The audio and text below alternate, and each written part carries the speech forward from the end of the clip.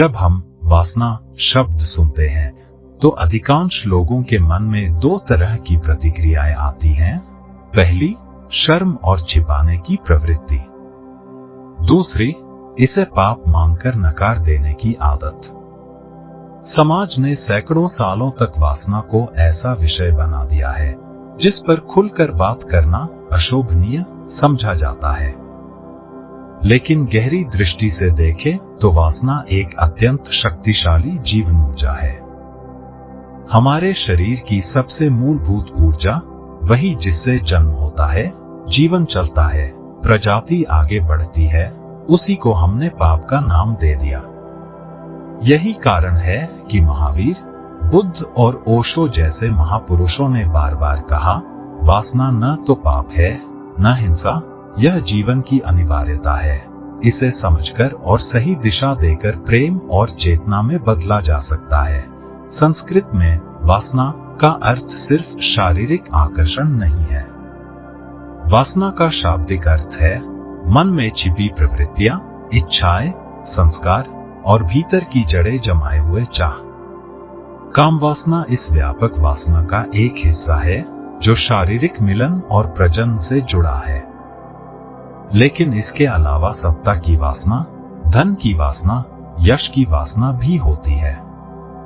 यहां हम विशेष रूप से काम वासना की बात करेंगे, लेकिन यह समझते हुए कि यह सिर्फ जैविक क्रिया नहीं बल्कि भावनात्मक, मानसिक और आध्यात्मिक आयाम भी रखती है। प्राचीन भारतीय ग्रंथों में काम को जीवन के 4 पुरुषार्थों में से एक माना गया है: धर्म, अर्थ, काम और मोक्ष। लेकिन समय के साथ धार्मिकता के नाम पर कठोर नैतिक नियम बने और काम को मोह या बंधन मानकर नकार दिया गया। मध्यकाल में विदेशी आक्रमण, सामाजिक असुरक्षा और पितृसत्तात्मक सोच ने इसे और दबा दिया। दमन का नतीजा यह हुआ कि काम छिपकर जीने लगा, अपराध बोध और पाखंड का माहौल बना और खुली स्वीकृति खो गई। भारतीय मिथकों में काम की भूमिका। अगर हम वेद, पुराण और महाकाव्यों को ध्यान से पढ़ें तो हमें काम का एक सम्मानित स्थान दिखाई देता है। कामदेव, प्रेम और आकर्षण के देवता, जिनके बिना सृष्टि का विस्तार संभव नहीं। शिव और पार्वती की कथा, जहां गहरा प्रेम, आकर्षण और आध्यात्मिक मिलन एक साथ चलते हैं। कृष्ण और राधा, जो शारीरिक प्रेम से आगे बढ़कर आत्माओं का मिलन बन जाते हैं। यह दर्शाता है कि भारतीय संस्कृति में मूल रूप से वासना को अस्वीकार नहीं किया गया था, बल्कि उसे जीवन का आवश्यक पक्ष माना गया था। वासना और तप का संतुलन। प्राचीन आश्रम व्यवस्था में जीवन के चरण बांटे गए थे: ब्रह्मचर्य आश्रम, विद्या और संयम; गृहस्थ आश्रम, काम और अर्थ की पूर्ति; वानप्रस्थ आश्रम, धीरे धीरे मोह कम करना; संन्यास आश्रम, पूर्ण त्याग और मोक्ष की ओर। इसमें स्पष्ट था कि जीवन के आरंभिक और मध्य चरण में काम का आनंद लेना कोई पाप नहीं, बल्कि धर्म संगत है, बशर्ते वह संतुलित और सजग हो। दमन की शुरुआत। कालांतर में जब धार्मिक समूहों ने तप, ब्रह्मचर्य और त्याग को सर्वोपरि बना दिया, तब गृहस्थ आश्रम की स्वीकृति कमजोर हुई। काम वासना को दमन करने को उच्चतर आध्यात्मिकता मान लिया गया। लेकिन महावीर, बुद्ध और बाद में ओशो ने दिखाया कि दमन से मन और विकृत होता है, असली समाधान रूपांतरण है। भगवान महावीर जैन धर्म के 24वें तीर्थंकर थे। उनका जीवन पूरी तरह अहिंसा, सत्य, अस्तेय, ब्रह्मचर्य और अपरिग्रह पर आधारित था। जब लोग ब्रह्मचर्य शब्द सुनते हैं तो अक्सर उसे वासनादमन से जोड़ देते हैं, लेकिन महावीर का दृष्टिकोण थोड़ा अलग था। उनके अनुसार वासना जीवन में आती है क्योंकि यह शरीर और मन की स्वाभाविक प्रवृत्ति है। इसे हिंसा या पाप मानना गलत है। समस्या तब होती है जब वासना अस्जगता, आसक्ति और अत्यधिक लिप्सा में बदल जाती है। महावीर कहते थे, वासना को दबाने से वह समाप्त नहीं होती, वह भीतर छिपकर और विकृत होकर बाहर आती है। सही मार्ग यह है कि उसे समझो, उसका साक्षी बनो और धीरे धीरे उसे प्रेम व करुणा में बदलो। संयम और दमन, ये दो शब्द सुनने में समान लग सकते हैं, लेकिन इनके अर्थ और परिणाम बिल्कुल अलग हैं। महावीर का मानना था कि ब्रह्मचर्य का अर्थ है आंतरिक स्वाधीनता, न कि प्राकृतिक इच्छाओं का जबरन गला घोंटना। महावीर की साधना में वासना का स्थान। जैन आगमों के अनुसार महावीर ने वासना के विषय में 3 प्रमुख बातें कही। 1. वासना शरीर की अनिवार्य प्रतिक्रिया है, जैसे भूख, प्यास, नींद। 2. वासना को अस्वीकार मत करो, लेकिन उसमें डूबो मत, संतुलन ही धर्म है। 3. वासना को करुणा में बदलो। जब ऊर्जा प्रेम, सेवा और ध्यान की ओर मुड़ती है, तो वही काम शक्ति आत्मिक शक्ति बन जाती है।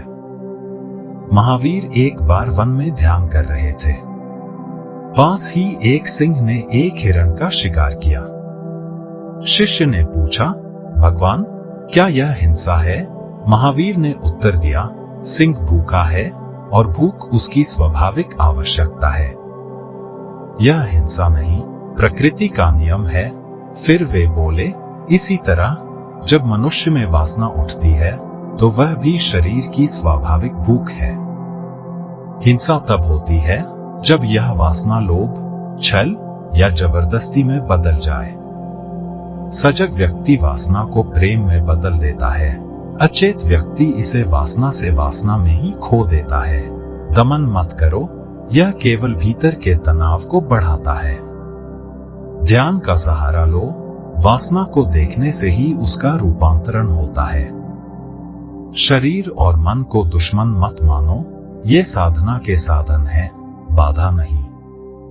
जीवन के चरण को समझो। गृहस्थ में वासना स्वाभाविक है, संन्यास में उसका रूपांतरण आवश्यक है। सिद्धार्थ से बुद्ध तक एक अनुभव यात्रा। सिद्धार्थ गौतम एक समृद्ध राजकुमार थे, जिनके पास सुख सुविधा, प्रेम, परिवार सब कुछ था। युवा अवस्था में उन्होंने विवाह किया और उनके पुत्र राहुल का जन्म हुआ। लेकिन भोगविलास और वासना के संसार में जीने के बाद भी उनके भीतर एक गहरी बेचैनी थी। उन्होंने देखा, सुख क्षणिक है, वासना पूरी होने पर भी पुनः जाग उठती है। जितना पीछा करते हो, उतना और तृष्णा बढ़ती है। यही अनुभव उन्हें संन्यास की ओर ले गया और उन्होंने आत्मज्ञान की खोज शुरू की। बुद्ध के अनुसार वासना का मूल, बुद्ध ने वासना को केवल यौन इच्छा के रूप में नहीं, बल्कि तृष्णा, क्रेविंग के बड़े ढांचे के हिस्से के रूप में देखा। उनके अनुसार वासना 3 स्तरों पर होती है। 1. काम तृष्णा, इंद्रिय सुख की लालसा, यौन सुख, स्वाद, गंध, स्पर्श आदि। 2. भाव तृष्णा, मैं रहूं की इच्छा, पहचान, पद, संबंध की लालसा। 3. विभाव तृष्णा, मैं न रहूं की इच्छा, मृत्यु की लालसा या पलायन प्रवृत्ति। उनके दृष्टिकोण में कामवासना सबसे स्पष्ट और तीव्र रूप है, लेकिन यह पूरी तृष्णा श्रृंखला का एक हिस्सा है। बुद्ध का प्रसिद्ध उपदेश 4 आर्य सत्य वासना को समझने की कुंजी है। 1. सत्य, दुख है, जीवन में असंतोष, पीड़ा, बेचैनी है। वासना पूरी होने पर भी खालीपन रह जाता है। 2. सत्य, दुख का कारण तृष्णा है, वासना की लालसा ही हमें बार बार पीड़ा में फंसाती है। 3. सत्य, तृष्णा का निरोध संभव है, अगर हम तृष्णा को समाप्त कर दें तो दुख समाप्त हो सकता है। 4. सत्य, अष्टांग मार्ग है, सही दृष्टि, सही संकल्प, सही वाणी, सही कर्म, सही आजीविका, सही प्रयास, सही स्मृति और सही समाधि के अभ्यास से तृष्णा खत्म की जा सकती है। बुद्ध का मध्यम मार्ग और वासना। बुद्ध ने 2 चरम मार्गों को अस्वीकार किया, अत्यधिक भोग, जहां व्यक्ति वासना में डूबा रहता है। अत्यधिक तप, जहां व्यक्ति वासना को हिंसक दमन से मारने की कोशिश करता है। उनके अनुसार वासना से मुक्ति का तरीका है सजगता के साथ उसे देखना, बिना दोष, बिना लिप्सा, बिना भय। धीरे धीरे मन को स्थिर करना। बुद्ध ने वासना और तृष्णा को समाप्त करने के लिए विपश्यना ध्यान का मार्ग बताया। इसका सार है, शरीर और मन में जो संवेदनाएं उठ रही हैं, उन्हें केवल देखना, प्रतिक्रिया न करना। वासना भी एक संवेदना है, वह आती है, रहती है और चली जाती है। अगर हम इसमें लिप्त नहीं होते तो उसकी पकड़ कमजोर पड़ जाती है। एक बार बुद्ध ने कहा, वासना ऐसे है जैसे जल में प्रतिबिंबित चांद। वह सुंदर दिखता है, लेकिन छूने जाओ तो कुछ हाथ नहीं आता। जो इसे सच मानकर पकड़ने दौड़ता है, वह हमेशा निराश होता है। जो केवल देखता है, वह उसकी सुंदरता का आनंद ले सकता है, बिना बंधे। वासना को शत्रु मत मानो, उसे समझो, उसका निरीक्षण करो। अत्यधिक भोग और कठोर दमन दोनों से बचो, मध्यम मार्ग अपनाओ। ध्यान का अभ्यास करो, इससे वासना धीरे धीरे शांत होती है। आसक्ति के बजाय करुणा को पोषित करो, ऊर्जा का रूपांतरण करो। ओशो का परिचय। ओशो का दृष्टिकोण महावीर और बुद्ध से अलग होते हुए भी उनकी जड़ों से जुड़ा है। उन्होंने जीवन के हर पहलू, सेक्स, प्रेम, ध्यान, मृत्यु, ईश्वर को बिना संकोच और बिना परंपरागत नैतिकता की बेड़ियों के देखा। उनका मानना था, वासना पाप नहीं है, यह ऊर्जा है। पाप तो तब है जब तुम इसे न समझो, इसे दबाओ या इसे कुरूप बना दो। ओशो का दृष्टिकोण मानसिक मुक्ति पर आधारित था, न कि केवल नैतिक नियंत्रण पर। वासना पाप नहीं, ऊर्जा है। ओशो ने कहा, वासना जीवन की मूल ऊर्जा है, क्योंकि बिना उसके यह शरीर और प्रजनन संभव नहीं होता।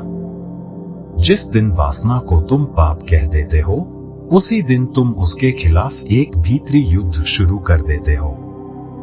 यह युद्ध तुम्हें दो हिस्सों में बांट देता है। एक हिस्सा वासना की तरफ खींचता है, दूसरा भाग दोष बोध में जलाता है।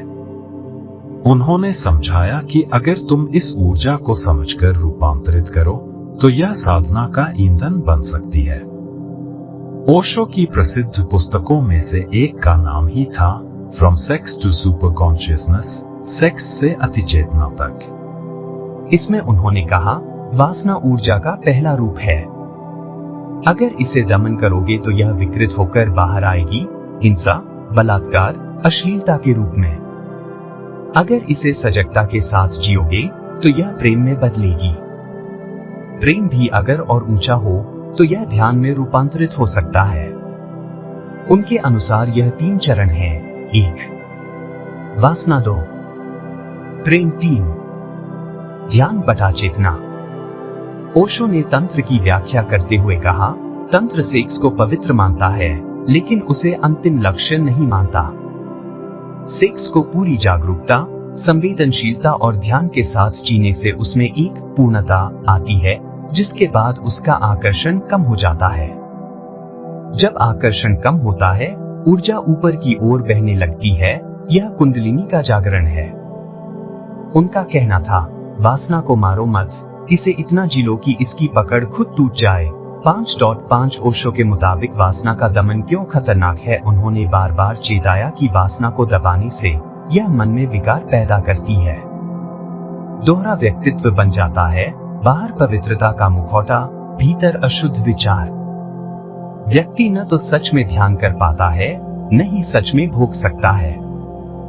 ओशो का तर्क था कि यह ईमानदारी से स्वीकार करना जरूरी है कि वासना मौजूद है। स्वीकार करना पहला कदम है, रूपांतरण अगला। ओशो कहते हैं, वासना है दूसरे के शरीर का उपभोग, प्रेम है दूसरे के अस्तित्व का सम्मान।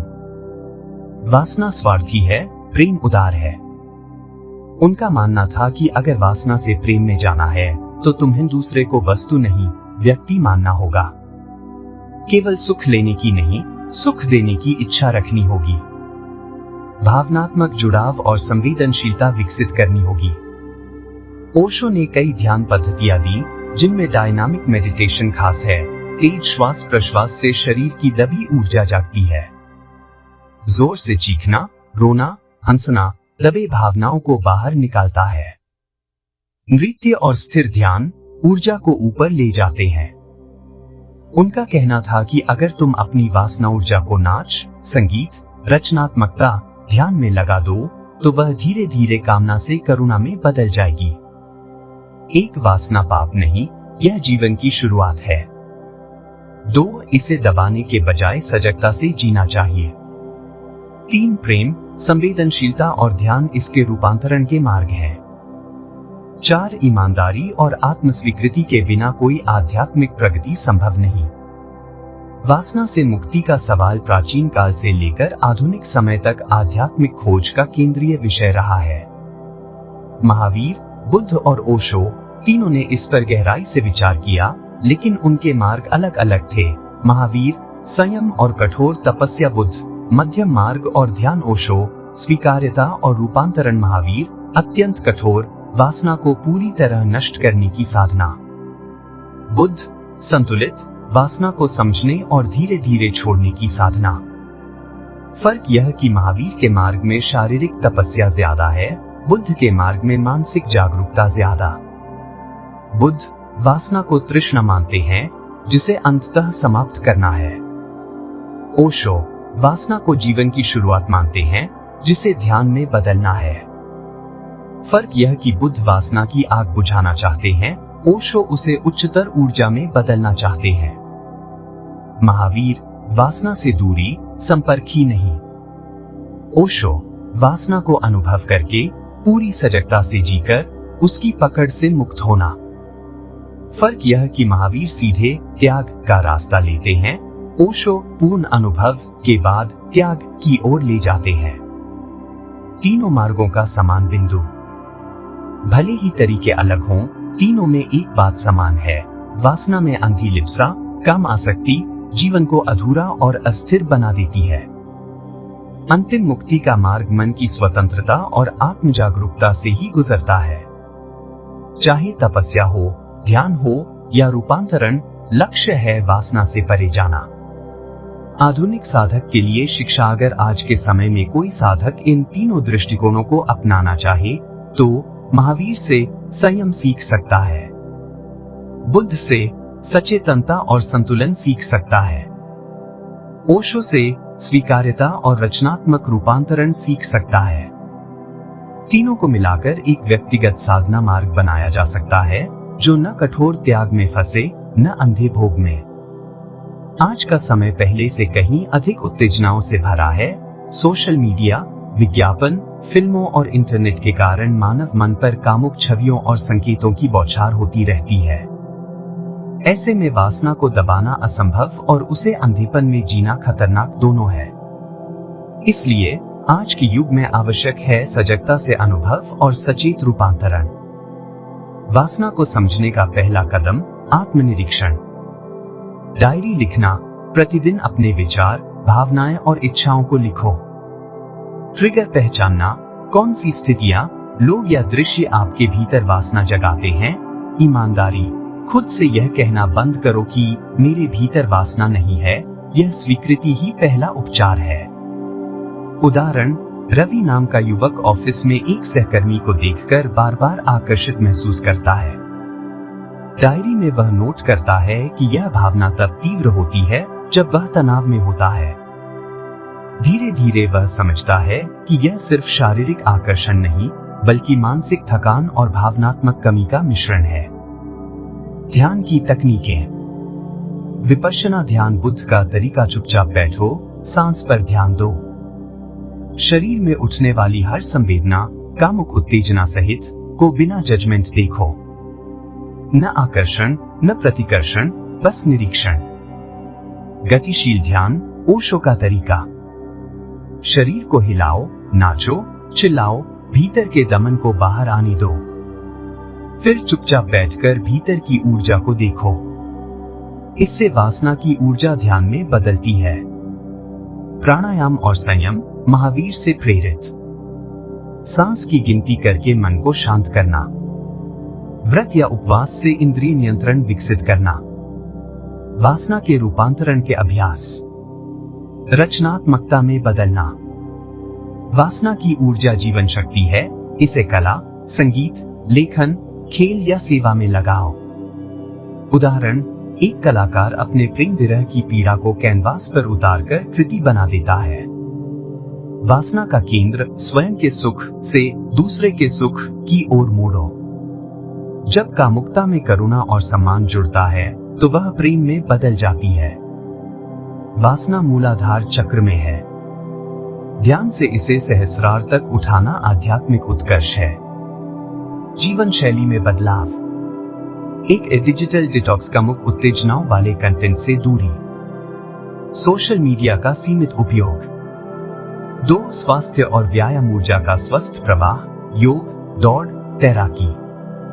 3 सत्संग और संगति ऐसे लोगों के साथ रहना जो सजग जीवन जीते हैं। 4 संतुलित आहार। तामसिक भोजन, अत्यधिक मांस, मदिरा वासना बढ़ाता है। सात्विक भोजन मन को शांत करता है।